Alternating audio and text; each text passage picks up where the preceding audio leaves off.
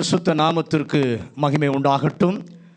இந்த 4வது மாதத்தினுடைய முதல் வாரத்திலும் நாம் ஒன்றிணைந்து தேவனை உயர்த்த, ஆராதிக்க, மகிமைப்படுத்த கர்த்தர் நல்ல கிருபையை, வாய்ப்பை கொடுத்தார். கர்த்தர் நம் நடுவிலே உலாவினார், பிரசன்னமாயிருந்தார். அவருடைய ஆளுகையினாலே நம் எல்லாரையும் நிறைத்ததற்காக ஆண்டவருக்கு நன்றி சொல்கிறேன். இந்த காலை வேளையிலும் கர்த்தர் தம்முடைய வார்த்தையின் மூலமாகவும் நம்மோடு கூட பேசுவாராக. வாசிக்கலாம். ஏசாயாவின் புஸ்தகம் 26வது அதிகாரம் 3வது வசனம். ஏசாயா 26வது அதிகாரம் 3வது வசனம். உம்மை உறுதியாய் பற்றிக்கொண்ட மனதை உடையவன் உம்மையே நம்பி இருக்கிறபடியால் நீர் அவனை பூரண சமாதானத்துடன் காத்துக்கொள்வீர். எல்லாரும் எடுத்துக்கிட்டீங்களா? சேர்ந்து அந்த வசனத்தை வாசிக்க போகிறோம். நம்ம எல்லாரும் சேர்ந்து ஏசாயா 26வது அதிகாரம் 3வது வசனம் வாசிக்கலாமா? உம்மை உறுதியாய் பற்றி கொண்ட மனதை உடையவன் உம்மையே நம்பி இருக்கிறபடியால் நீர் அவனை பூரண சமாதானத்தோடு காத்து கொள்ளுவீர். அல்லேலூயா. வசனம் சொல்லுகிறது, நீர் அவனை பூரண சமாதானத்துடன் காத்து கொள்ளுவீர். எத்தனை பேர் அதை விசுவாசிக்கிறீங்க? ஆண்டவர் கொடுத்ததான வெற்றியை இஸ்ரவேலர்கள் அதாவது கொண்டாடி பாடுகிற ஒரு பாடல் தான் இந்த பகுதி. நீங்க 26ஆம் அதிகாரம் 1வது வசனத்தை வாசிங்க. அக்காலத்திலே யூதா தேசத்தில் பாடப்படும் பாட்டாவது போதும். யூதேயா தேசத்திலே பாடப்படுகிற பாடல். கை உயர்த்தி, ஆண்டவரே, இந்த காலத்திலும் அப்படிப்பட்ட ஒரு வெற்றி பாடல் இந்த 2025வது 4வது மாதத்தில் எங்களுடைய வாழ்க்கையிலும் அந்த வெற்றி பாடல் புறப்பட கர்த்தர் கிருபை தர வேண்டும். ஆண்டவரே, எதை குறித்து இதை அவர்கள் பாடுகிறார்கள் என்று சொல்லி பார்க்கும் பொழுது, அவர்கள் வெற்றி அடைந்து திரும்ப வரும்போது, நல்ல கவனிங்க, ராஜா போயிருக்கும் போது அரண்மனை வாசலானது மூடப்பட்டிருக்கும். ராஜா யுத்தத்திற்கு போயிருக்கும் பொழுது அரண்மனை வாசல் என்ன பண்ணியிருக்கும்? மூடப்பட்டிருக்கும். ஆனால் ராஜா யுத்தத்தை எல்லாம் முடிச்சிட்டு வரும்போது அரண்மனை வாசலானது திறக்கப்பட்டு அவருக்கு ஒரு வரவேற்பு கொடுக்கப்படும். அல்லேலூயா. இப்போ நல்ல கவனி, அதை மனதில் வைத்து 26ஆம் அதிகாரம் 2வது வசனத்தை வாசிங்க. ஏசாயா 26:2. சத்தியத்தை கை கொண்டு வருகிற நீதி உள்ள ஜாதி உள்ளே பிரவேசிப்பதற்காக வாசல்களை திறவுங்கள். இந்த பாடல்காரன் இப்படி எழுதுகிறார்: சத்தியத்தை கை கொண்டு வருகிற நீதி உள்ள ஜாதி உள்ளே பிரவேசிப்பதற்கு வாசல்களை என்ன பண்ணுங்க? திறவுங்கள். அல்லேலூயா. ஏன் திறக்க வேண்டும்? ஏன் அப்படி சொல்லுகிறார்? அவர்கள் வெற்றியோடு கொண்டாட்டத்தோடு கூட திரும்பி வருகிறார்கள். அல்லேலூயா. ஆகவே அவங்க கொண்டாட்டத்தோடு, வெற்றியோடு, மகிழ்ச்சியோடு வருகிறார்கள். அந்த நீதி உள்ள ஜனத்திற்கு வாசல்களை என்ன பண்ணுங்க? திறவுங்கள். ஹல்லேலூயா. கர்த்தர் நம்முடைய வாழ்க்கையிலே கொடுத்ததான வெற்றியை இந்த மாதத்திலே பாடி தேவ சமூகத்திலே நாம் கடந்து வருவதற்கு ஆண்டவர் நமக்கும் கிருபை தருவாராக. எத்தனை பேர் சந்தோஷமா ஆமென் சொல்றீங்க? ஹல்லேலூயா. ஆண்டவரே, உம்மில் நம்பிக்கை வைப்பவர்களை நீர் காத்துக்கொள்ளுகிற தேவன். உம்மில் நம்பிக்கையாய் இருக்கிறவர்களை நீர் வெட்கப்படுத்துவதில்லை. உம்மில் நம்பிக்கையாய் இருப்பவர்களை நீர் தோல்வி அடைய செய்வதில்லை. உம்மேல நம்பிக்கையாய் இருப்பவர்களை வெற்றி அடைய செய்கிறீர். உம்மேல் நம்பிக்கையாய் இருப்பவர்களை தைரியப்படுத்துகிறீர். உம்மேல் நம்பிக்கையாய் இருப்பவர்களை வெட்கப்படாமல் தலைகளை நிமிர்ந்து நடக்க பண்ணுகிற ஒரு நல்ல தேவனாய் நம்முடைய தேவன் இருப்பதற்காக ஆண்டவருக்கு நன்றி சொல்லுவோம். அல்லேலூயா. ஆண்டவரே, உம்மை நம்பி இருப்பவர்களை நீர் காத்துக்கொள்ளுகிற தேவன். பக்கத்தில் கை கொடுத்து சொல்லுங்க, அவரை நம்பி இருக்கிற உங்களை காத்துக்கொள்ளுகிறவர் நம்முடைய தேவன். அல்லேலூயா. கர்த்தருடைய வசனத்தில் காத்து கொள்வீர் என்கிற பதத்திற்கு அல்லது காத்து கொள்வீர் என்ற அந்த சொல்லுக்கு 4 அர்த்தங்கள் கொடுக்கப்பட்டிருக்கிறது. இந்த 4 செயல்களையும் ஆண்டவர் தம்மேல நம்பிக்கை வைத்திருக்கிறார்களே அந்த பிள்ளைகளுடைய வாழ்க்கையில கர்த்தர் அதை நிச்சயம் செய்வார். இந்த 4வது மாதத்தில் இந்த 4 காரியங்களையும் ஆண்டவர் நம்முடைய வாழ்க்கையில செய்வதற்கு ஒரு எதிர்பார்ப்பின் ஆசையோடு கூட ஆண்டவருக்கு மகிமை செலுத்த எனக்கு ஒரு வாய்ப்பை தாரும் என்று சொல்லி அந்த ஜெபத்தோடு இந்த கர்த்தருடைய வார்த்தையை கேட்க கர்த்தர் நமக்கு கிருபை தருவாராக. ஆண்டவர் அந்த முதலாவது காரியம் 121வது சங்கீதம் 3-4 வசனங்களை வாசிங்க. சங்கீதம் 121:3-4. ஆண்டவர் காத்து கொள்வார் என்பதனுடைய அந்த காத்து கொள்வீர் என்ற அந்த வார்த்தையினுடைய முதல் அர்த்தம் உன் காலை தள்ளாட ஒட்டார், உன் காலை தள்ளாட ஒட்டார், உன்னை காக்கிறவர் உறங்கார், உன்னை காக்கிறவர் உறங்கார். இதோ இஸ்ரவேலை காக்கிறவர் உறங்குறதும் இல்லை தூங்குகிறதும் இல்லை, உறங்குவதும் இல்லை தூங்குகிறதும் இல்லை. இந்த வசனம் நம்ம எல்லாருக்கும் தெரிந்ததான நல்ல அறிமுகமான ஒரு வசனம். இந்த வசனத்தில் பார்க்கும் பொழுது நம்முடைய ஆண்டவர் யார்? அவர் இஸ்ரவேலை காக்கிறவர், உறங்குவதும் இல்லை தூங்குவதும் இல்லை. இந்த இடத்துல காத்து கொள்வார் என்ற சொல்லினுடைய அர்த்தம் என்னவென்று சொன்னால் நம்முடைய தேவன் பாதுகாக்கிறவர். அல்லேலூயா. ஏன் பாதுகாக்க வேண்டும்? அவரில் நம்பிக்கை வைத்திருக்கிறதான மனுஷியை ஆண்டவர் ஏன் பாதுகாக்க வேண்டும்? அவர்களை தமக்கு சொந்தமாக மாற்றி இருக்கிறார். பக்கத்தில் பார்த்து சொல்லுங்க, ஆண்டவர் நம்மை பாதுகாப்பதனுடைய நோக்கம் அவருடைய சொந்த பிள்ளையாக, அவருடைய சொந்த ஜனமாக இந்த தேவன் நம்மை தெரிந்திருக்கிறபடியினாலே, சொந்தமாக்கி இருக்கிறபடியினாலே, அவர் சொந்தமாக்கினதினாலே நம்மை பாதுகாக்க அக்கறை உள்ள தேவனாய் இருக்கிறார். அல்லேலூயா. இயேசுவினுடைய இரத்தத்தினாலே, வெளியேறப்பெற்ற இரத்தத்தினாலே ரட்சிக்கப்பட்ட ஒவ்வொருவரையும் ஆண்டவர் தமக்கு சொந்தமாக வாங்கி இருக்கிறார். பக்கத்தில் பார்த்து சொல்லுங்க, உங்களை கிரயம் கொடுத்து சொந்தமா வாங்கி இருக்கிறாரு. வாங்கி இருக்கிறதுனால உங்களை காத்து கொள்ளுகிறாரு. அல்லேலூயா. அப்ப கர்த்தருக்கு எல்லாரும் இந்த காலை வேளை மகிமை செலுத்தலாமா? உமக்கு சொந்தமா என்னை தெரிஞ்சிருந்ததுனால என்னை நீர் பாதுகாக்கிறீர், உமக்கு நன்றி ஆண்டவரே. ஆண்டவருடைய விளையேற பெற்ற சொத்து நீங்களும் நானும். பக்கத்தில் பார்த்து சொல்லுங்க, நீங்களும் நானும் ஆண்டவருடைய விளையேற பெற்ற சொத்து. சொத்துனாவே எவ்வளவு சிரிப்பு வருது பார்த்தீங்களா? அல்லேலூயா. ஆண்டவருடைய சொத்துன்றதுல மிகுந்த சந்தோஷம். அல்லேலூயா. நல்ல கவனிங்க. ஆகவே சொத்தா இருக்கிறபடியினால உங்களையும் என்னையும் கர்த்தர் கண் வைத்து பாதுகாக்கிறவராய் இருக்கிறார். எவைகளிலிருந்து பாதுகாக்கிறார்? 3 காரியங்களிலிருந்து தம்முடைய சொத்தை, தமக்கு சொந்தமானதை, தாம் தெரிந்து கொண்டதை, அவருக்கு அருமையானதை கர்த்தர் பாதுகாக்கிறார். 3 காரியங்களை சொல்ல விரும்புகிறேன். முதலாவது 31வது சங்கீதம் 15வது வசனம். சங்கீதம் 31:15.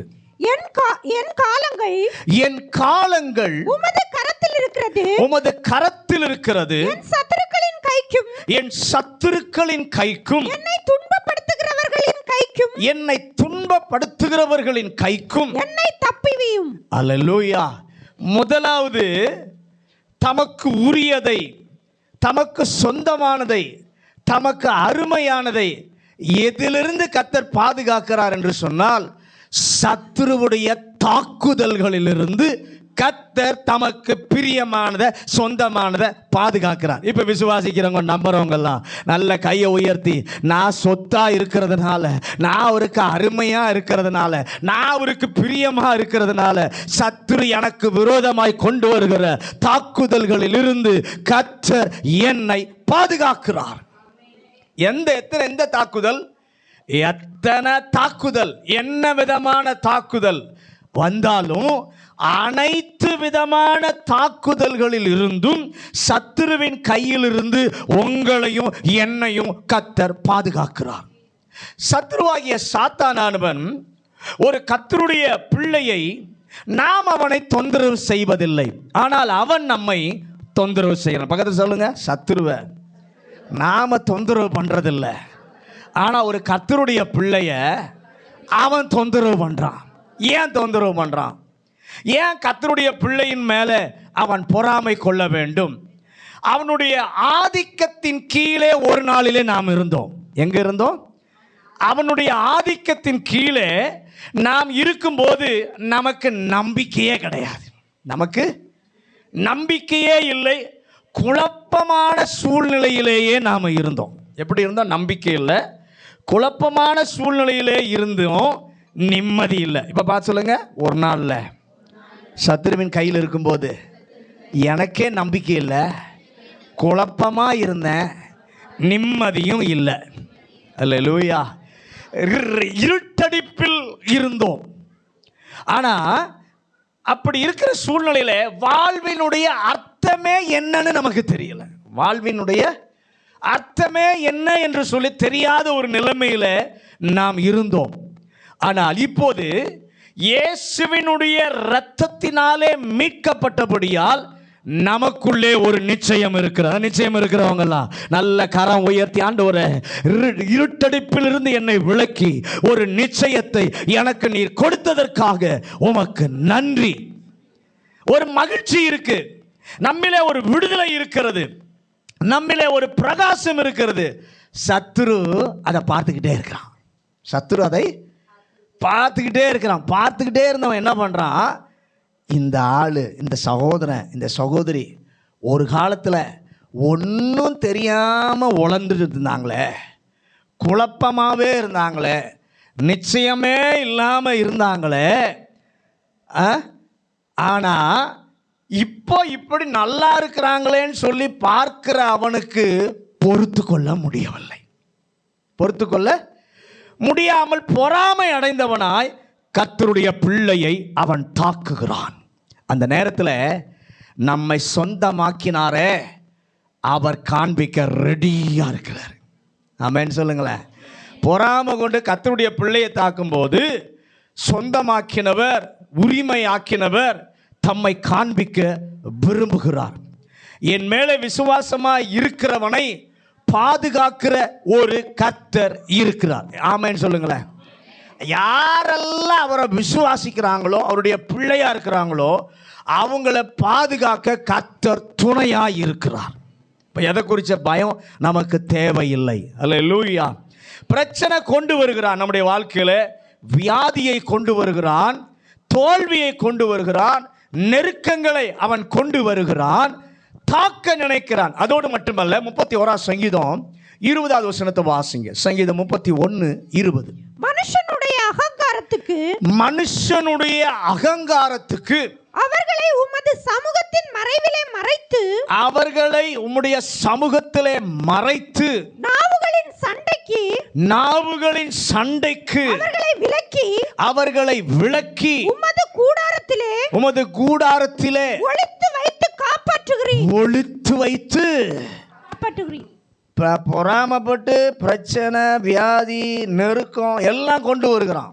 அது மாத்திரமல்ல, இங்கே 31 சங்கீதத்தில் வாசிக்கும் போது அவன் வார்த்தையினாலே கர்த்தருடைய பிள்ளையை காயப்படுத்துகிறான். பக்கத்தில் பார்த்து சொல்லுங்க, இவ்வளவு பிரச்சனையும் கொண்டு வந்தான், அதோட நிறுத்தல, வார்த்தையினாலே கர்த்தருடைய பிள்ளை என்ன பண்ணுகிறான்? காயப்படுத்துகிறான்.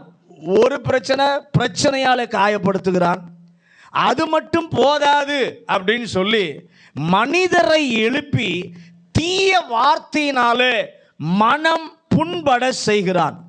இப்படி சொல்றேன், ஒன்று நேருக்கு நேர் மோதுகிறான், ஒன்று நேருக்கு நேர் மோதுகிறான், தாக்குகிறான். அல்லது இரண்டாவது அவன் என்ன செய்கிறான் என்று சொன்னான், மனிதரை நேருக்கு நேர் மனிதரும் வார்த்தைகளை பேச வைக்கிறான், அல்லது முதுகுக்கு பின்னால் என்ன பண்ணுகிறான்? பேச வைக்கிறான், தாக்குகிறான். ஆனால் நம்ம முதுகுக்கு பின்னாடி பேசும்போது இல்லாததையும் பொல்லாததையும் கதை கட்டி நிறைய என்ன பண்ணுவான்? நம்முடைய வேதனைப்படுத்துகிற மாதிரி பேசுகிறான். ஆனால் இப்படிப்பட்ட நிலைமையில் இருக்கும்போது எங்கோ ஒரு இடத்துல நாம் இருந்து ஜெபம் பண்ணிட்டு இருப்போம். ஜெபம் பண்ணாலும் பரியாசம் பண்ணுகிறான், ஜெபம் பண்ணாலும் பரியாசம் பண்ணுகிறான். நம்முடைய மனது காயப்படும் போது அங்கேயும், பக்கத்தில் பாசுங்க, நம்ம மனது காயப்படும் போது அங்கேயும் நம்பிக்கையாய் இருக்கிற, அவருடைய சொத்தாய் இருக்கிற நம்மை காக்கிற ஒரு தேவன், சொல்லால் வரும் தாக்குதலுக்கு பாதுகாப்பை தருகிற ஒரு கர்த்தர் இந்த 4வது மாதத்தில் நம்மோடு கூட இருக்கிறார். அல்லேலூயா. 25வது சங்கீதம் 17 முதல் 20 வசனங்கள். சங்கீதம் 25 17 முதல் 20. என் இருதயத்தின் வியாகுலங்கள் பெருகி இருக்கிறது, என் இருதயத்தின் வியாகுலங்கள் பெருகி இருக்கிறது, என் இடுக்கண்களுக்கு என்னை நீங்களாக்கி விடும், என்னுடைய இடுக்கண்களுக்கு என்னை நீங்களாக்கி விடும், என் துன்பத்தையும் என் வருத்தத்தையும் பார்த்து, துன்பத்தையும் வருத்தத்தையும் பார்த்து, என் பாவங்களை எல்லாம் மன்னித்தருளும், என் பாவங்களை எல்லாம் மன்னித்தருளும், என் சத்துருக்களை பாரும், என் சத்துருக்களை பாரும், அவர்கள் பெருகி இருந்து, அவர்கள் பெருகி இருந்து உக்கிர பகையாய் என்னை பகைக்கிறார்கள், உக்கிர பகையாய் என்னை பகைக்கிறார்கள், என் ஆத்துமாவை காப்பாற்றி, என் ஆத்துமாவை காப்பாற்றி என்னை விடுவியும், என்னை விடுவியும், நான் வெட்கப்பட்டு போகாதபடி செய்யும், நான் வெட்கப்பட்டு போகாதபடி செய்யும், உம்மை நம்பி இருக்கிறேன், உம்மை நம்பி இருக்கிறேன். அங்க சொல்றாரு, என் ஆத்துமாவை நீர் காப்பாற்றுவீராக. ஆத்துமா என்பது நம்முடைய உணர்ச்சிகளினுடைய பிறப்பிடம், இருப்பிடம். 17வது வசனத்தில் வாசித்தால் வியாகுலம் வருகிறது, இடுக்கத்தினுடைய நெருக்கம் வருகிறது, நம்முடைய உணர்ச்சிகள் அங்கும் இங்கும் அலைமோதுகிறது. அப்படிப்பட்ட ஒரு நிலையில உணர்ச்சிகளுக்குள்ளே நமக்கு என்ன நடக்கிறது என்று சொல்லி நமக்கே தெரியலை. நம்ம சில நேரத்தில் சொல்லுவோம், அதனால் என்ன சொல்லுவோம்னா, மூட் அவுட்டாக இருக்கிறேன். என்ன சொல்லுவோம்? மூட் அவுட்டாக இருக்கிறோம் சொல்லுவோம். பல நேரங்களில் அப்படி ஏற்பட்டு உணர்ச்சிகளிலே வறட்சியாக இருக்கும்போது அந்த நேரத்திலேயும் நம்முடைய ஆத்துமாவை பாதுகாக்கிறவர் நம்முடைய தேவன். அல்லேலூயா. ஆண்டவர் தம்முடைய பிள்ளைகளை சத்துருவுடைய செயலினாலே, 2வது வார்த்தையினாலே, உணர்ச்சிகளினாலே தாக்கும் பொழுது எப்படி காப்பாற்றுகிறார்? 17ஆம் சங்கீதம் 8-9 வசனங்களும் வாசிங்க. சங்கீதம் 17 8 9. கண்மணியைப் போல, கண்மணியைப் போல என்னை காத்தருளும், என்னை காத்தருளும், என்னை ஒடுக்குகிற துன்மார்க்கருக்கும், என்னை ஒடுக்குகிற துன்மார்க்கருக்கும், என்னை சூழ்ந்து கொள்ளுகிற என் பிராண என்னை சூழ்ந்து கொள்ளுகிற என் பிராண பகைஞருக்கும் மறைவாக உம்முடைய சட்டைகளின் நிழலிலே, உம்முடைய சட்டைகளின் நிழலிலே என்னை காப்பாற்றும், என்னை காப்பாற்றும். ஆண்டவர் அங்க பார்க்கிறாரு, கண்மணியை போல என்னை காத்திருளும். நம்மை ஆண்டவர் எப்படி பாதுகாக்கிறாராம்? நம்முடைய கண் இருக்குல்ல, இந்த உள்ள இருக்க கண்மணியை இமை காப்பது போல ஆண்டவர் பாதுகாக்கிறார். நம்முடைய கையை வைத்து நம்முடைய கண்ணை நாம குத்த நினைத்தாலும் குத்த விடாது. அல்லேலூயா. கண்ணு டக்குன்னு என்ன பண்ணுது? இமை மூடிடுது. அப்ப நல்ல கவனிங்க, இமை நாமளே நம்ம குத்த நினைச்சாலும் அனுமதிப்பது இல்லை. இமை உடனே கண்ணை என்ன பண்ணுகிறது? பாதுகாக்கிறது. நாமே நம்முடைய வாழ்வுக்கு இடைஞ்சல் பண்ணுவதை போல செயல்பட்டாலும் அதையும் அனுமதிக்காமல் கண்மணியை போல பாதுகாக்கிற ஒரு கர்த்தர் நமக்கு இருக்கிறார். ஏசாயாவின் புஸ்தகம் 31வது அதிகாரம் 5வது வசனம். ஏசாயா 31வது அதிகாரம் 5வது வசனம். பறந்து காக்கிற பட்சிகளைப் போல, பறந்து காக்கிற பட்சியை போல சேனைகளின் கர்த்தர் எருசலேமின் மேல் ஆதரவாய் இருப்பார், எருசலேமின் மேல் ஆதரவாய் இருப்பார். அவர் அதை காத்து தப்ப பண்ணுவார். அவர் கடந்து வந்து விடுவிப்பார். ஆண்டவர் சத்ருவின் தாக்குதலுக்கு நம்மை பாதுகாப்பது எப்படி? பறந்து காக்கிற பட்சியை போல சேனைகளின் அதை காத்து தப்ப பண்ணுவார். எதை? அவருக்கு பிரியமானதை, அவருக்கு சொந்தமானதை, அவர் எதை தமக்காக தெரிந்து கொண்டாரோ அதை பறந்து காக்கிற பட்சியை போல என்ன பண்ணுகிறாராம்? காக்கிறவராய், தப்ப பண்ணுகிறவராய் இருக்கிறார். நல்ல கவனிங்க. தன்னுடைய கூட்டில் இருக்கிற குஞ்சுகளை அழிப்பதற்கு ஏதேனும் முயற்சி செய்தால் அதை பார்த்துருச்சுன்னா கழுகு பறந்து வந்து தன்னுடைய செட்டைகளின் மேலே குஞ்சுகளை வைத்து கொண்டு போய் பாதுகாக்கும். அல்லேலூயா, அல்லேலூயா. அப்போ அந்த கழுகானது குஞ்சுகளை பாதுகாப்பது போல என் ஆண்டவர் தம்முடைய பிள்ளைகளை பாதுகாப்பதற்கு நன்றாய் அறிந்தவராய் அவர் இருக்கிறார். அல்லேலூயா. 91 சங்கீதம் 4வது வசனம் நம்ம எல்லாருக்கும் தெரிந்த ஒரு வசனம். சங்கீதம் 91:4. அவர் தமது சிறகுகளாலே உன்னை மூடுவார். போதும். அவர் தமது சிறகுகளாலே உன்னை மூடுவார். 27 சங்கீதம் 5வது வசனத்தை வாசிங்க. சங்கீதம் 27:5.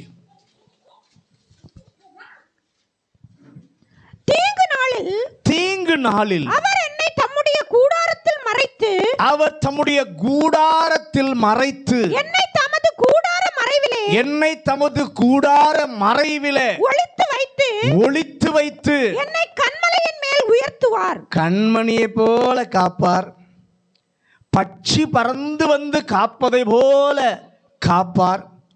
ரெண்டும் இல்லைனா தீங்கு நாளிலே தம்முடைய கூடாரத்தினுடைய மறைவிலே வைத்து பாதுகாக்கிற ஒரு கர்த்தர் இந்த காலை வெள்ள மத்தியில் உலாவிக் கொண்டிருக்கிறார். அவர் பிள்ளையை சுற்றிலும் ஒரு பாதுகாப்பு வளையத்தை கர்த்தர் போட்டு அவர்களை பாதுகாக்கிறார். வருகிறதான எல்லா சூழ்நிலைகளிலிருந்தும் நம்மை ஆண்டவர் காப்பாற்றுகிறார். அல்லேலூயா. பக்கத்தில் பாசல உங்களை சுற்றி கர்த்தர் ஒரு வேலையை போட்டிருக்கிறாரு. மதிலா இருந்து கர்த்தர் பாதுகாப்பார். பயப்படாதீங்க.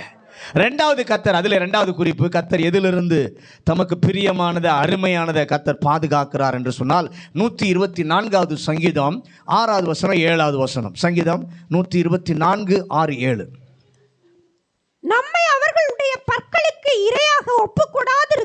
நம்மை அவர்களுடைய பற்களுக்கு இரையாக ஒப்புக்கொடாதிருக்கிற கர்த்தருக்கு ஸ்தோத்திரம். வேடனுடைய கண்ணிக்கு தப்பின குருவியை போல நம்முடைய ஆத்துமா தப்பிற்று. கண்ணி தெரித்தது, நாம் தப்பினோம். அல்லேலூயா. முதலாவது எதை கர்த்தர் எதிலிருந்து காப்பாற்றுகிறார்?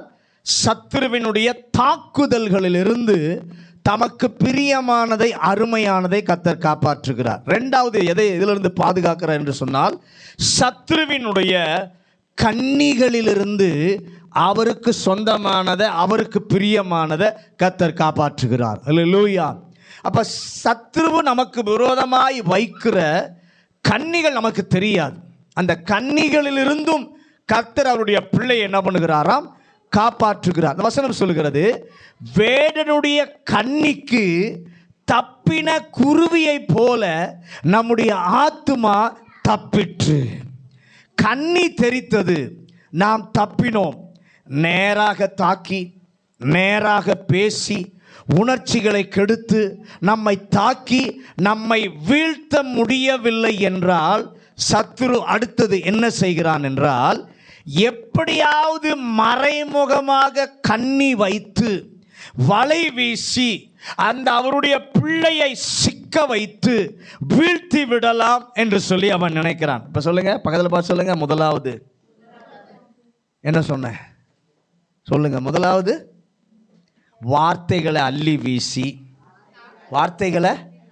அள்ளி வீசி நேரடியாக தாக்கி நம்முடைய உணர்ச்சிகளை கெடுத்து அதில் நாம் விழல தப்பிட்டோம்னா அடுத்தது ஒன்று காரியம் செய்கிறான். மறைமுகமாக கண்ணி வச்சு வலைய விரித்து அவருடைய பிள்ளைய சிக்க வச்சு வீழ்த்தி விடலாம் என்று சொல்லி அவன் நினைக்கிறான். ஆனால் நம்முடைய தேவன் அந்த கண்ணிகளில் இருந்தும் நம்மை கர்த்தர் காப்பாற்றுகிறார். நான் கண்ணி எங்கே இருக்குன்னு நமக்கு தெரியாது, நமக்கு தெரியாமல் மறைவாக தான் வைக்கிறான். ஆனால் தெரியாத அந்த கண்ணியிலிருந்தும் ஆண்டவர் தமக்கு சொந்தமானதை, பிரியமானதை, அருமையானதை கர்த்தர் காப்பாற்றுகிறார். கண்ணுக்கு தெரியும் காரியத்திற்கு கண்ணின்னு பெயர் இல்லை. கண்ணுக்கு தெரியாமல் இருக்கிற காரியத்திற்குத்தான் கண்ணி என்று பெயர். ஏன் அதிலிருந்து ஆண்டவர் காப்பாற்றுகிறார்? அவருடைய பிள்ளை அந்த கண்ணியிலே சிக்கிக்கொண்டு அல்லது மாட்டிக்கொண்டு தோல்வி அடைய என் ஆண்டவர் விரும்பவில்லை. பக்கத்தில் பார்த்து சொல்லுங்க, கண்ணியில நீங்க சிக்கி தோல்வி அடைய ஆண்டவர் விரும்பவில்லை. அல்லேலூயா. அவர் பிள்ளையை வெற்றி நடை போட வேண்டும் என்பதைத்தான் கர்த்தர் விரும்புகிறார். பக்கத்தில் பார்த்து சொல்லுங்க, நீங்க வெற்றி நட போட வேண்டும் என்பதை தான் ஆண்டவர் விரும்புகிறார். சொந்தமாக்கின தேவன் சத்ருவினுடைய கண்ணிக்கும் கர்த்தர் நம்மை தப்புவிக்கிறார். அந்த வசனம் சொல்லுகிறது, வேடனுடைய கண்ணிக்கு தப்புவிக்கிற தேவன். இப்ப 91ஆம் சங்கீதம் 3வது வசனத்தையும் 25ஆம் சங்கீதம் 15வது வசனத்தையும் வாசிங்க. அவர் உன்னை வேடனுடைய கண்ணிக்கும், அவர் உன்னை வேடனுடைய கண்ணிக்கும், பாழாக்கும் கொள்ளை நோக்கும், பாழாக்கும் கொள்ளை நோய்க்கும் தப்புவிப்பார். தப்புவிப்பார். 25:15. என் கண்கள் எப்பொழுதும் கர்த்தரை நோக்கி கொண்டிருக்கிறது, எப்பொழுதும் கர்த்தரை நோக்கி கொண்டிருக்கிறது. அவரே என் கால்களை வலைக்கு நீங்களாக்கி விடுவார். வலைக்கு நீங்களாக்கி விடுவார். நாங்கள் வாழ்கிற பகுதியிலோ, ஆண்டவரே, நாங்கள் பணியாற்றுகிற இடங்களிலோ, நாங்கள் படிக்கிற இடங்களிலோ, அல்லது நாங்கள் பயணம் செய்கிற இடங்களிலோ எங்களுக்கு தெரியாமல், எங்கள் நினைவுக்கு வராமல், எங்களுடைய சிந்தைக்கு அதை எட்டாமல் சத்துருவானவன் கண்ணி வைத்திருந்தால், நாங்கள் நம்பிக்கை வைத்திருக்கிற தேவன் எங்களுக்கே தெரியாத அந்த கண்ணியிலிருந்து எங்களை காப்பதற்காக, எங்களை பாதுகாப்பதற்காக, நீர் எங்களோடு கூட இருப்பதற்காக இந்த காலை வேளையிலே நன்றி சொல்கிறோம். அல்லேலூயா. முதலாவது என்ன சொன்ன? சத்ருவின் தாக்குதல்களிலிருந்து பாதுகாக்கிறார். இரண்டாவது, சத்ருவினுடைய கண்ணிகளிலிருந்து பாதுகாக்கிறார். மூன்றாவது, 2 தெசலோனிக்கேயர் 3ஆம் அதிகாரம் 3வது வசனம். 2 தெசலோனிக்கேயர் 3ஆம் அதிகாரம் 3வது வசனம். கர்த்தரோ உண்மையுள்ளவர், கர்த்தரோ உண்மையுள்ளவர், அவர் உங்களை ஸ்திரப்படுத்தி தீமையினின்று விலக்கி காத்துக்கொள்வார். மூணாவது, தீமையிலிருந்து விலக்கி பாதுகாக்கிறார். சத்ருவின் தாக்குதல், சத்ருவின் கண்ணி, மூன்றாவது தீமையிலிருந்து விலக்கி பாதுகாக்கிறார். அவர் உங்களை அந்த வசனம் சொல்லுகிறது, அவர் உங்களை தீமையினின்று விலக்கி காத்து கொள்ளுவார். தாக்குதலிலிருந்து காப்பாற்றுவார், கண்ணியிலிருந்து கர்த்தர் காப்பாற்றுவார். மூன்றாவது, இன்று இருக்கிற பிரச்சனை அல்ல, நாளை வரப்போகிற தீமை. மூணாவது என்னது? இன்னைக்கு இருக்கிற பிரச்சனை இல்லை, நாளைக்கு உங்களுக்கு வரப்போகிற தீமையிலிருந்து பாதுகாக்கிறவர்.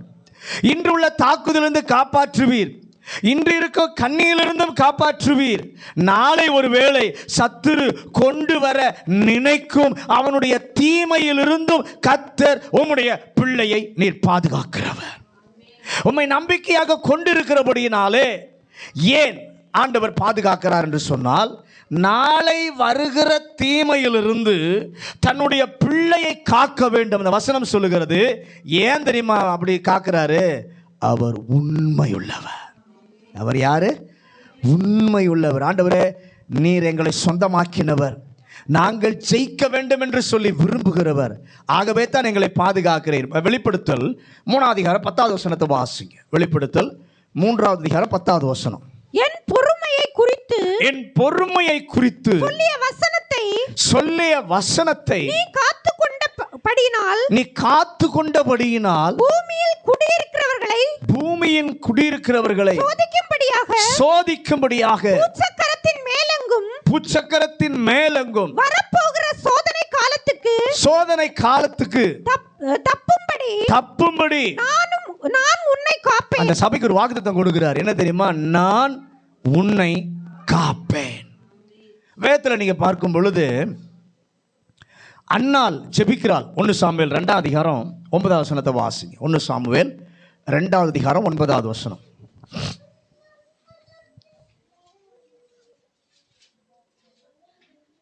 1 சாமுவேல் 2:9.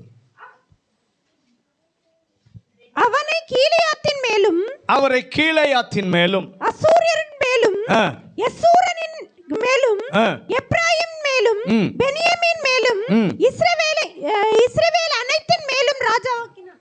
2:9. 1 சாமுவேல் 2:9. அவர் தம்முடைய பரிசுத்தவான்களின் பாதங்களை காப்பார்.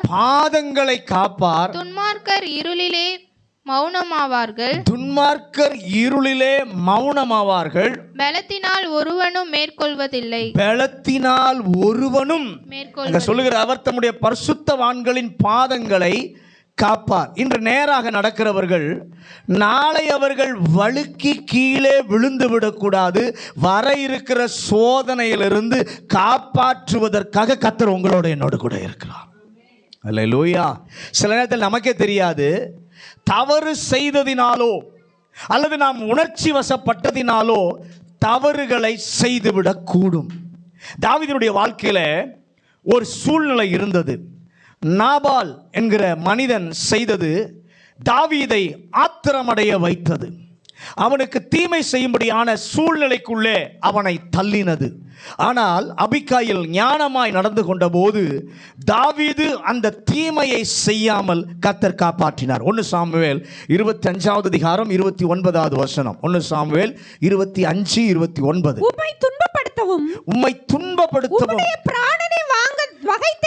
உம்முடைய பிராணனை வாங்க வகை தேடவும் ஒரு மனுஷன் எழும்பினாலும் என் ஆண்டவனுடைய ஆத்துமா உம்முடைய தேவனாகிய கர்த்தரின் ஆதரவில் இருக்கிற ஜீவன் உள்ளவருடைய கட்டிலிலே கட்டப்பட்டிருக்கும். உம்முடைய சத்துருக்களின் ஆத்துமாக்களோ கவனில் வைத்து எரிந்தார் போல எரியப்பட்டு போம். நல்ல கவனி. தாவீது இப்படி ஜெபிக்கிறான், உமக்கு ஸ்தோத்திரம். எதற்காக? பொல்லாப்பு செய்யாதபடி என்னை தடுத்தபடியினாலே. ஆண்டவரே, நீர் எங்களை பாதுகாக்கிறீர். எதற்காக? நாங்களே அறியாமல் நாளை தவறு செய்து விடக்கூடாது என்று இன்று எங்களை உணர்த்தி ஆயத்தப்படுத்தி தீமையிலிருந்து நீர் காத்து கொள்ளுகிறீர். அதனால தான் யூதா நிருபக்காரன் சொல்கிறான், இந்த ஆண்டவர் எப்படிப்பட்டவராம்? வலுவாதபடி உங்களை அவர் காக்க வல்லவர். இந்த மாதத்தில் அப்படிப்பட்ட ஒரு சாட்சியை சொல்ல கர்த்தர் நமக்கு கிருபை தருவாராக. சத்துருவினுடைய தாக்குதல்களிலிருந்து, அவனுடைய கண்ணிகளிலிருந்து, அவன் கொண்டு வர இருந்த தீமையிலிருந்து கர்த்தர் எங்களை காப்பாற்றினார், எங்கள் குடும்பங்களை கர்த்தர் காப்பாற்றினார் என்று சொல்லி வெற்றி பாடல் பாட கர்த்தர் கிருபை தருவாராக. 2வது ஆண்டவர் என்ன செய்கிறார்? முதல் குறிப்பில் 3 காரியம். ஆண்டவர் நம்மை பாதுகாக்கிறவர். 2வது 2 தீமோத்தேயு 1வது அதிகாரம் 12வது வசனம். 2 தீமோத்தேயு 1வது அதிகாரம் 12வது வசனம். அதின் நிமித்தம் நான் இந்த பாடுகளையும் அனுபவிக்கிறேன். ஆயினும் நான் வெட்கப்படுகிறதில்லை. ஏனென்றால் நான் விசுவாசித்திருக்கிறவர் இன்னார் என்று அறிவேன். நான் அவரிடத்தில் ஒப்பு கொடுத்ததை அவர் அந்நாள் வரைக்கும் காத்துக்கொள்ள வல்லவராய் இருக்கிறார் என்று நிச்சயித்தும் இருக்கு. முதலாவது ஆண்டவர் பாதுகாக்கிறார். 2வது preservation, பத்திரமாக்குகிறார். அல்லேலூயா. பக்கத்தில் பார்த்து சொல்லுங்க, முதலாவது ஆண்டவர் பாதுகாக்கிறார், 2வது பத்திரமாக்குகிறார். இங்கே அப்போஸ்தலனாகிய பவுல் சொல்கிறார், நான் விசுவாசித்திருக்கிறவர் இன்னார் என்று அறிந்திருக்கிறேன். நான் ஒப்பு கொடுத்ததை அந்நாள் வரைக்கும் காத்துக்கொள்ள வல்லவர். இங்கே காத்துக்கொள்ளுதல் என்பது பாதுகாப்பை சொல்லவில்லை, preservation, பத்திரமாக்குகிறார். அல்லேலூயா. எதை காத்துக்கொள்வார்? நாம் அவருக்கு ஒப்பு கொடுத்ததை, எதை நாம் ஒப்பு கொடுத்தோமோ, எதை நம்ம ஒப்பு கொடுப்போம் நம்முடைய வாழ்க்கையில், எதை நம்மால் சமாளிக்க முடியலையோ அதை தான் என்ன பண்ணுவோம்? அவர்கிட்ட ஒப்பு கொடுப்போம். எதை சமாளிக்க முடியாத அவரிடத்தில் ஒப்பு கொடுப்போம். தீர்க்க முடியாத காரியத்தை என்ன பண்ணுவோம்? அவரிடத்துல ஒப்பு கொடுப்போம். நம்மால் அடக்க முடியாததை கொண்டு போய் அவர்கிட்ட கொடுப்போம். நல்ல கவனிங்க, நம்மால் பாதுகாக்க முடியாததை பாதுகாக்க அவரிடத்தில் கொடுப்போம். பவுல் சொல்கிறார், அப்படி ஒன்றை நம்பி கொடுத்தால் அன்று வரைக்கும் காத்து கொள்ள வல்லவர். அல்லேலூயா. காரணம், என் ஆண்டவர் நம்பிக்கைக்கு உரியவர். அல்லேலூயா. எத்தனை பேர் அதை விசுவாசிக்கிறீங்க? நம்பிக்கையோடு எல்ஐசியில் பணத்தை போட்டாலும் அரசாங்கம் சொத்தை விற்றுரும். நம்பிக்கையோடு எல்ஐசியில் பணம் போட்டாலும் அரசாங்கம் என்ன பண்ணும்? சொத்துக்களை விற்றுரும்.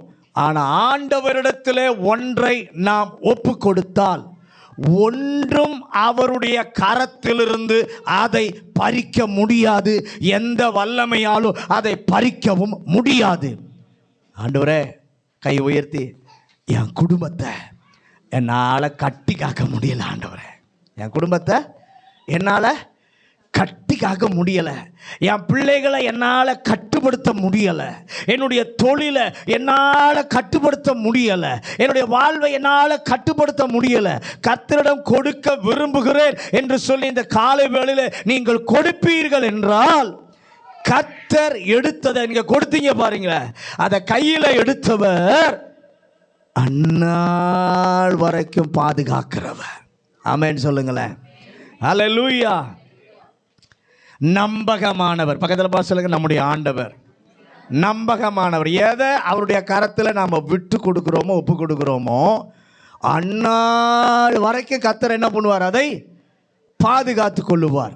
நாபோத்தை பார்த்து ராஜா சொல்லுகிறான், உன் திராட்சை தோட்டம் எனக்கு வேண்டும், அதை நான் கீரை தோட்டமாக மாற்ற விரும்புகிறேன், இதைவிட நல்ல திராட்சை தோட்டத்தை உனக்கு தருகிறேன் என்று சொல்லி நாபோத்திடம் கேட்கிறான். நாபோத்திற்கு நன்றாக தெரியும் தன்னிடத்தில் கேட்பவர் யார், அதிகாரம் உள்ளவர், என்னை கொன்று பறித்து கொள்ள அவராலே முடியும் என்று தெரிந்து ராஜா கேட்டதை மறுக்க அவனுக்கு விருப்பமில்லை. ஆனால் பிரமாணத்தை என்ன பண்ணக்கூடாது? மீறக்கூடாது என்கிற நிலையிலே, அதே நேரத்தில் ராஜா கேட்பதை மறுக்கவும் இயலாத சாதாரண குடிமகனாக அவன் நின்று ஒரு ஜெபம் பண்ணுகிறான். நீங்க வாசிங்க 1 ராஜாக்கள் 21வது அதிகாரம் 3வது வசனம். 1 ராஜாக்கள் 21வது அதிகாரம் 3வது வசனம். நாதாப் ஆகாப்பை நோக்கி, நாபோத் ஆகாபை நோக்கி, நான் என் பிதாக்களின் சுதந்திரத்தை உமக்கு கொடாதபடி கர்த்தர் என்னை, ஹல்லேலூயா சொல்றா பாருங்க ஒரு ஜெபம். என் பிதாக்களின் சுதந்திரத்தை ராஜாவே உமக்கு கொடாதபடி என்னால் காக்க முடியாது. ஆண்டவரே, என்னால் காக்க முடியாததை நீர் காப்பீராக. ஹல்லேலூயா. தீர்மானம் செஞ்சிருப்பீங்க. நீங்க தீர்மானம் செஞ்ச போதுதான் சத்துரு பயங்கரமான பிரச்சனையை கொண்டு வந்து, இதை நீ செய்துதான் ஆக வேண்டும், இல்லாவிட்டால் கிடையாது என்று சொல்லி நிர்பந்திக்கிற நிலை உங்களுடைய வாழ்க்கையில வரும். அந்த நிலையில நம்மால் சமாளிக்க முடியாத அந்த காரியத்தை கர்த்தரிடம் கொடுத்து, நீர் அந்த காரியத்திற்கு பரிகாரத்தை தாரும், ஒரு பதிலை தாரும் என்று அவருடைய கரத்திலே நாம ஒப்பு கொடுக்கும் போது, அவரிடம் ஒப்பு கொடுத்ததை ஒருவரும் தொடாதபடி என் கர்த்தர் காப்பார். அல்லேலூயா. ஏசபேல் சொன்னபடி நாபோத் கொடுக்க மறுத்ததினாலே கொன்று விட்டு அந்த நிலத்தை எடுக்க நினைக்கும் போது பின்னாலே ஒரு சத்தம் கேட்குது. பொல்லாப்பு செய்ய தன்னை விற்று போட்ட ஆகாபே, உன் குடும்பத்தில் இருக்கிற இரத்தத்தை நாய்கள் தெருவில் நக்கும். அர்த்தம் என்ன தெரியுமா? ஆகாபே, நீ நாபோத்தை கொன்னரலாம், அந்த திராட்சை தோட்டத்தின் பொறுப்பை என் கையில் அவன் கொடுத்துருக்கிறான். அந்த திராட்சை தோட்டத்தின் பொறுப்பை என் கையில் ஒப்பு கொடுத்துருக்கிறான். அதை உன்னால் எடுக்க முடியாது. நீ மட்டும் இல்லை, உன் குடும்பமே அதை எடுக்க முடியாது. நீ மட்டும் இல்லை, உன்னுடைய குடும்பமே என்ன பண்ண முடியாது, அதை எடுக்க முடியாது என்று அந்த தோட்டத்தை இன்று வரைக்கும் கர்த்தர் இஸ்ரவேலிலே வைத்திருக்கிறார். ஹல்லேலூயா, ஹல்லேலூயா. அவரிடம் ஒப்பு கொடுத்தால் பாதுகாப்பார். பவுல் ஒரு சபைக்கு இறுதியாக பிரசங்கம் பண்ணுகிறான். அப்போஸ்தலர் நடபடிகள் 20வது அதிகாரம் 32வது வசனம். அப்போஸ்தலர் நடபடிகள் 20வது அதிகாரம் 32வது வசனம். இப்பொழுதும் சகோதரரே நீங்கள் பக்தி விருத்தி அடையவும் பரிசுத்தமாக்கப்பட்ட அனைவருக்குள்ளும் உங்களுக்கு சுதந்திரத்தை கொடுக்கவும் வல்லவராயிருக்கிற தேவனுக்கும் அவருடைய கிருபையுள்ள வசனத்திற்கும் உங்களை ஒப்புக் கொடுக்கிறேன். பேசி முடிச்ச உடனே சொல்றாரு, கிருபையுள்ள வசனத்திற்கும் அவருடைய வல்லமைக்கும் உங்களை ஒப்புக் கொடுக்கிறேன் என்று சபையை ஒப்புக் கொடுக்கிறார். ஆயிரக்கணக்கான வருஷங்கள் ஆயிற்று. கர்த்தரிடம் ஒப்பு கொடுத்த சபையை தகர்க்க எத்தனையோ ராஜ்யங்கள், ராஜாக்கள் தோன்றினார்கள், சட்டங்கள் எல்லாம் வந்தது.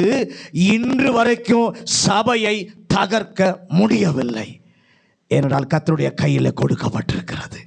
அல்லேலூயா. அவருடைய கையில் ஒப்பு கொடுத்த சபையை யாரால என்ன பண்ண முடியாது, தகர்க்க முடியாது. இன்னைக்கு வரைக்கும் சபை முன்னேறி கொண்டு தான் இருக்கிறது. கை உயர்த்தி எல்லாரும் ஆண்டவருக்கு நன்றி சொல்லுங்க. ஏன்? அவரிடம் ஒப்பு கொடுத்ததை அவர் பாதுகாக்கிறார். சிலுவையில் தொங்கின இயேசு கடைசியாக மூச்சு விடுவதற்கு முன்பாக அவர் சரீரத்தை தாக்கி எப்படியும் அழித்து விடுவார்கள் என்று அவருக்கு தெரியும். அதற்கு முன்பு பிதாவை நோக்கி அவர் ஜெபிக்கிறார். பிதாவே, உம்முடைய கைகளில் என் ஆவியை ஒப்புக் வைக்கிறேன், உம்முடைய கைகளில் என் ஆவியை ஒப்புக் கொடுக்கிறேன் என்று ஜெபம் பண்ணினார். சரீரத்தை தான் அழிக்க முடிந்தது, ஆத்மாவை அவர்களாலே அழிக்க முடியவில்லை. சரீரத்தை அழித்தாலும் 3வது நாள் ஆன்மாவோடு உயிரோடு மகிமையான சரீரத்தோடு உயிர் தெழுந்து வந்து அவர் காண்பித்தார். பிதாவிடம் ஒப்பு கொடுத்தால் அதை அழிக்க முடியாமல் பாதுகாக்க வல்லவர் ஒருவர் நம்முடைய தேவனாயிருக்கிறார். அல்லேலூயா. 12 பேரை தெரிந்தெடுத்தார். ஒருவன் கேட்டின் மகனாய் இருந்தபடியால் கெட்டு போய்விட்டான். மீதி 11 பேர். யோவான் 17 அதிகாரம் 11வது வசனம். யோவான் 17வது அதிகாரம் 11வது வசனம். நான் இனி உலகத்தில் இரேன், இவர்கள் உலகத்தில் இருக்கிறார்கள், நான் உம்மிடத்திற்கு வருகிறேன். பரிசுத்த பிதாவே, நீர் எனக்கு தந்தவர்கள் நம்மை போல ஒன்றாயிருக்கும்படி நீர் அவர்களை உம்முடைய நாமத்தினாலே காத்துக்கொள்ளும். உம்முடைய நாமத்தினாலே காத்துக்கொள்ளும். பிதாவை நோக்கி பார்த்து சொல்கிறார், பிதாவே, இங்க இருக்காங்க பாருங்க இந்த 11 பேரும், இவர்கள் நம்மை போல ஒன்றாயிருக்கும்படி உம்முடைய கரத்தில் உம்முடைய நாமத்தினாலே இவர்களை நீர் என்ன பண்ணுவீராக, பாதுகாப்பீராக. நீர் எனக்கு தந்த இவர்களை நீர் பாதுகாத்துக் கொள்ளும். இயேசு ஜெபம் பண்ணி இந்த 11 பேரும் தோல்வி அடைந்தவர்கள் தான். ஆண்டவருக்கு நன்றாக தெரியும். 11 பேரும் தோல்வி அடைந்தவர்கள் தான், விட்டு ஓடி போனவர்கள் தான். நல்லா தெரியும். தெரிந்திருந்தும் பிதாவினுடைய கரத்தில் ஒப்பு கொடுத்தார். ஒப்பு கொடுத்த போது பிதா அதை பாதுகாத்தார். அந்த 11 பேரில் ஒருவன் கூட பின்வாங்கவில்லை. அத்தனை பேரும் இரத்த சாட்சிகளாக கடைசி வரை கர்த்தருக்குள் நிலைத்திருந்தார்கள். அவர்கள் உமக்கு ஒப்புவித்ததை, உங்களால் சமாளிக்க முடியாததை, எந்த நிலையில் இருந்தாலும் விசுவாசத்தில் ஆண்டவருடைய கரத்திலே ஒப்பு கொடுத்தால், நான் விசுவாசிக்கிறேன் இந்த மாதம் கர்த்தர் காண்பிப்பார். என்னை நம்பி இருப்பவர்களை அழியாமல் அப்படியே பத்திரமாக்குகிற கர்த்தர், காத்துக்கொள்கிறவர் என்ற வார்த்தையில் இருக்கிற 2 அர்த்தங்களை இந்த காலை வேளை ஆண்டவர் நமக்கு காண்பித்தார். ஒன்று பாதுகாக்கிறவர், 2வது பத்திரமாக்குகிறவர். அந்த தேவனுக்கு எல்லாரும் ஒப்பு கொடுப்போம். எல்லாரும் கண்களை மூடி நம்முடைய தேவன் காத்து கொள்ளுகிற தேவன். இந்த 4வது மாதத்தில் ஆண்டவர் நம்முடைய பாதுகாப்பாக இருப்பார். எந்தெந்த காரியங்களுக்கு ஆண்டவர் தமக்கு பிரியமானதை, உகந்ததை, சொந்தமானதை கர்த்தர் பார்க்கிறார் என்று சொன்னால், சத்துருவினுடைய தாக்குதல்களிலிருந்து கர்த்தர் பாதுகாக்கிறார்.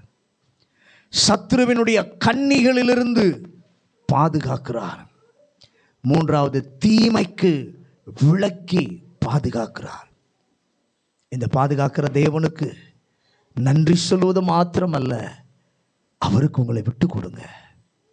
2வது, நம்மை பத்திரமாக்குகிறார். நம்ம மேலே எவ்வளவு கர்த்தர் கண்ணோக்கமாக இருக்கிறார். பாதுகாக்கிறவர் மாத்திரமல்ல, நம்மை பத்திரமாக்குகிறார். இந்த தேவன் மேலே சார்ந்து கொண்டு அவருக்கு பிரியமாக நாம் நடந்தன, அவருக்கு சொந்தமானதை நிச்சயமாக அவர் பாதுகாப்பார். நம்மோடு கூட ஆண்டவர் இருப்பாரால் நமக்கு கவலை இல்லை. நம்மளை பாதுகாக்கிற ஒரு நல்ல தேவன் இருக்கிறார். தீமை செய்ய சத்துரு நமக்கே தெரியாமல் தீமை செய்ய எத்தனை மண்ணாலும் கர்த்தர் அதிலிருந்தும் கர்த்தர் பாதுகாப்பார். நம்முடைய ஆத்மாவை, எந்த ஒரு காரியத்தை ஆண்டவரை நம்பி அவர் கரத்தில் ஒப்பு கொடுக்கிறோமோ அதை ஒருவரும் அவருடைய கரத்திலிருந்து பறிக்க முடியாது. கடைசி வரைக்கும் கர்த்தர் அதை பாதுகாக்கிறவர், பத்திரமாக்குகிற தேவன். அவருக்கு நம்முடைய வாழ்க்கையை ஒப்பு கொடுப்போம். பரிசுத்தமுள்ள நல்ல ஆண்டவரே, இந்த நல்ல காலை வேளைக்காக நன்றி ஆண்டவரே.